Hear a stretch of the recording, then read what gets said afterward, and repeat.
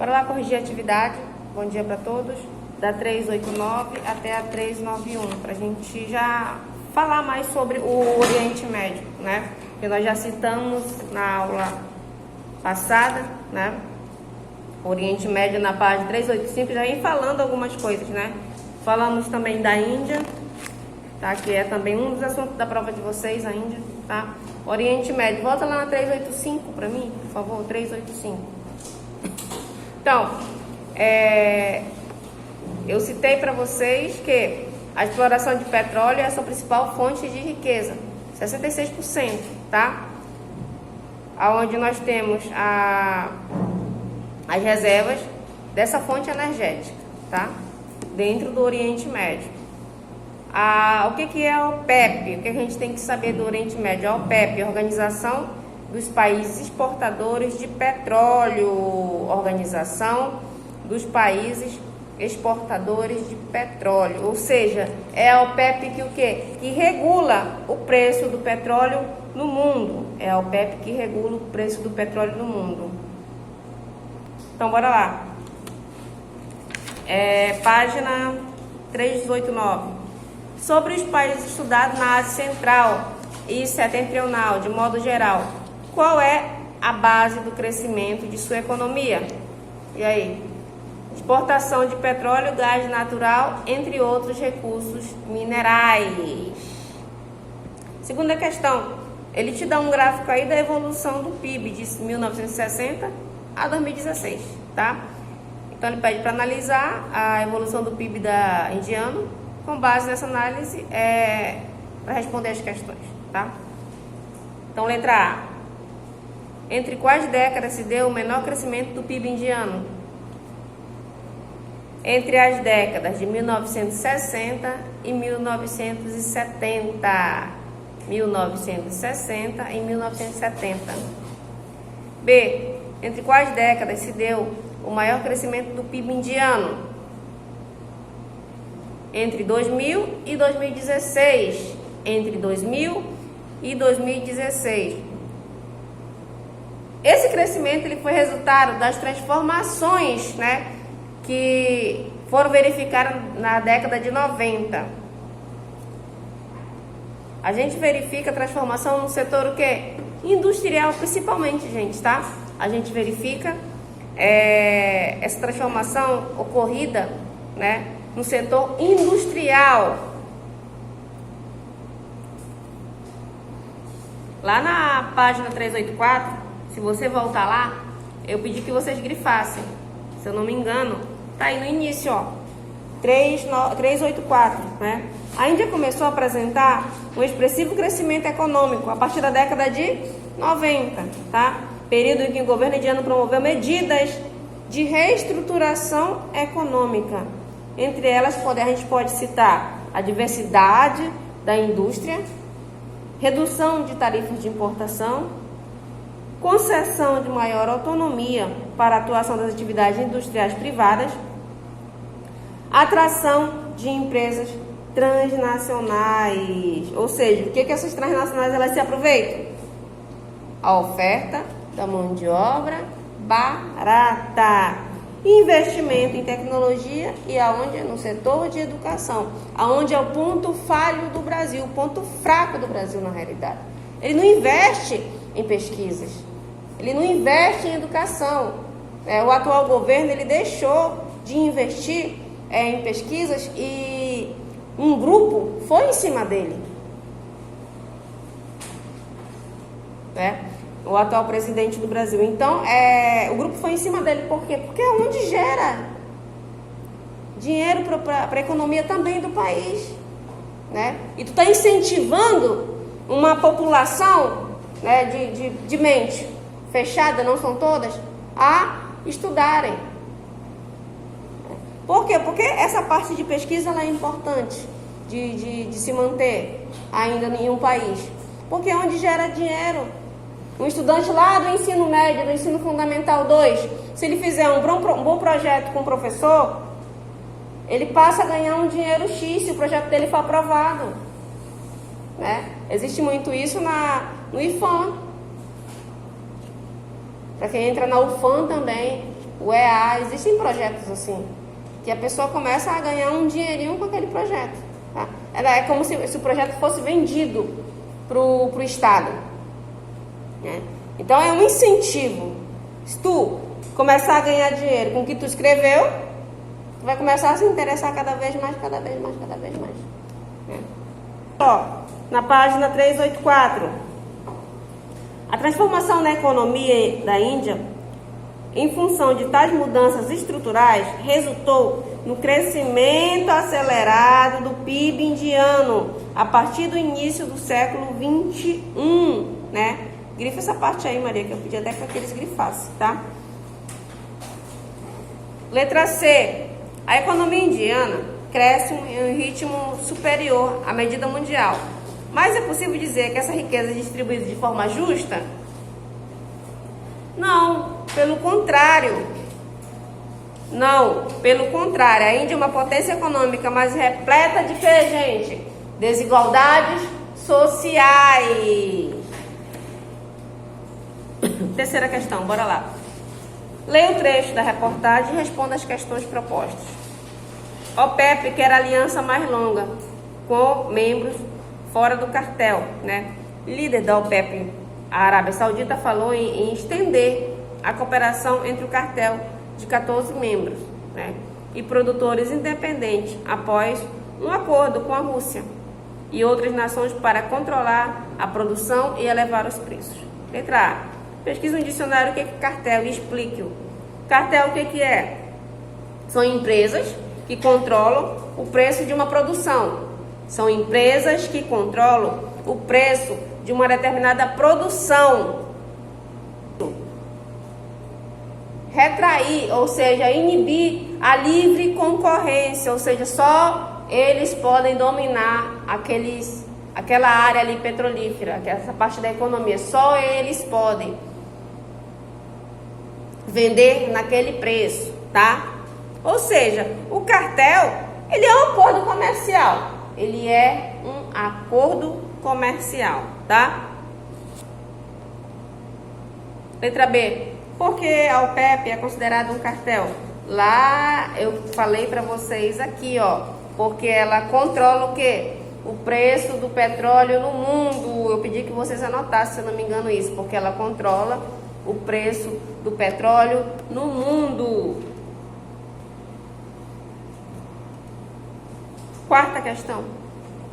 Embora o petróleo já fosse utilizado na antiguidade para fins variados, sua valorização comercial se deu ao longo do século XX, tá? Quando os automóveis e outras máquinas com motores movidos a combustíveis derivados do petróleo, por exemplo, a gasolina e o querosene, né, se espalharam por vários países. Como o funcionamento dessas máquinas e motores exige grande consumo, podemos afirmar que o petróleo passou a perder gradualmente a importância. A gente já elimina essa aí, né, gente? Porque eu acabei de falar para vocês que o petróleo ganhou importância, tá? O petróleo ganhou importância estratégica, principalmente para os países cuja economia era baseada na agricultura. Tem nada a ver se é uma evolução, né? Então, o petróleo passou a ser procurado por todas as potências industriais interessadas em incrementar a sua produção, né? Então, essas são questões que a gente tem que prestar bastante atenção, né? Correta é a última. Quinta, explique com suas palavras por que a região do Oriente Médio é considerada de grande importância da estratégica global. Por quê? Porque ela se posiciona entre a Europa, Ásia e a África. Porque ela se posiciona entre a Europa, Ásia e África. E entre os mares Mediterrâneo e Oceano Índico. A Ásia é o continente mais populoso do planeta, página 391. E constitui um grande mosaico de etnias. A maior parte da população do continente se encontra nas regiões sul e leste da Ásia, enquanto a região da Ásia Central e Setentrional é a menos povoada. O Japão se destaca como o país mais desenvolvido do continente asiático, mas sua população encontra-se o quê? Envelhecida.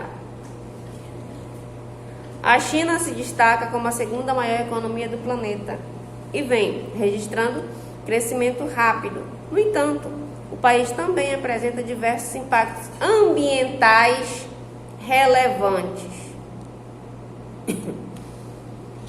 São chamados tigres asiáticos, um grupo de países das regiões leste e sudeste da Ásia que se destacaram pela eficiência de suas indústrias e dinamismo de sua economia, ou seja, uma economia muito rápida, uma economia que sabe que souberam ganhar dinheiro realmente, né? É claro que existem dentro dos tigres asiáticos problemas, como em todo o país existe, né? Caracterizando-se como grandes exportadores de produtos industrializados. Mão de obra barata, dinheiro rápido, dinheiro girando no mercado internacional. Os países da região da Ásia Central e Setentrional representam repúblicas que ganharam independência após o colapso da União Soviética, o que permitiu sua abertura gradual ao capitalismo. A Índia vem apresentando altas taxas de crescimento e deverá ultrapassar a China até 2050, se tornando o país mais populoso do planeta. Eles têm costume diferente, né? Diferenciado. Então, eu sabia que essas bombas da questão ambiental deles ia estourar algum dia. Porque ele tem o Ganges. O Ganges é um ninho de poluição, onde eles se banham, onde eles acham que aquela água purifica eles, né? E tudo quanto é gente que morre na Índia, eles jogam lá nesse rio. E eles se banham nesse rio por achar que ele purifica a alma. Deve ser horrível de podre, né? Deve ser horrível. Então eles têm um costume diferente do nosso, né? Eles têm costume diferente. O animalzinho de estimação deles é uma vaca, que é sagrada para eles, né? Então até quando esse animalzinho de estimação deles morre, eles jogam também no rio Ganges. Eu acho que nem existe cemitério lá, gente. Eu nem procurei saber se existe, mas eu acho que não. Porque tudo eles jogam lá, tudo. E se banham também lá, né? Nessa água que para eles é purificada. Então, depois que surgiram o vírus, né, do Covid, tudo mudou no cenário mundial. Houve mudança no cenário mundial. Porque as prevenções de higiene, elas se tornaram prioritárias em todo mundo, né? Por que teve países que foram mais afetados que o Brasil? Vamos voltar um pouco para Manaus. Porque Manaus deu uma controlada. Porque a gente tem uma forma de higiene diferente dos outros países. Na Europa eles só tomam um banho num dia, gente. Só um banho no dia. Por quê? Aí é costume deles também. Porque lá é muito frio, não é verdade? Então aqui, olha, aqui é muito quente. Se tu for para a Europa, tu vai ter que tomar também 3 banhos? Depende, a gente tem esse costume, né? Mas se tu for para a Europa para tomar 3 banhos, tu vai pagar pelos 2 banhos que tu tomar além. Porque por lei só pode tomar 1. E o restante você paga. Tu paga uma taxa para poder tomar um banho. Uma água mineral lá na Europa é R$15, R$20. Por quê? Porque eles já perderam todos os recursos naturais dele, né? Eu lembro que eu viajei de barco numa excursão. Aí tinha um europeu. Eu não lembro de onde ele era, gente. E na hora de escovar os dentes, ele comprou uma água mineral, né, para escovar os dentes dele. Beleza. Enquanto todo mundo estava escovando com a água do barco mesmo. Ele comprou uma água mineral. E ele pegou essa água mineral que ele estava escovando os dentes dele, ele não jogava quando fazia burburinho na boca, ele engolia. Mas é costume deles, né? É uma tradição, é cultural deles. A gente não, a gente acha diferente, né? A gente já age diferente, né? Então cada um, esses países, eles têm a tradição deles. Aí, aonde a senhora quer chegar, professora? A questão de higiene. Por que na Itália morreu muita gente quando surgiu o Covid? Questão de higiene deles. Por que na China, onde surgiu, morreu também muita gente? Eles não têm o costume de se higienizar. Não tem o costume de pegar e lavar a mão, chegar e tomar banho. Eles não tem esse costume, gente. Não tem. Né? Então, afetou muito mais essas regiões aí do que a nossa. Porque nós temos esse costume. Nós temos esse costume de chegar em casa e tomar banho. Né?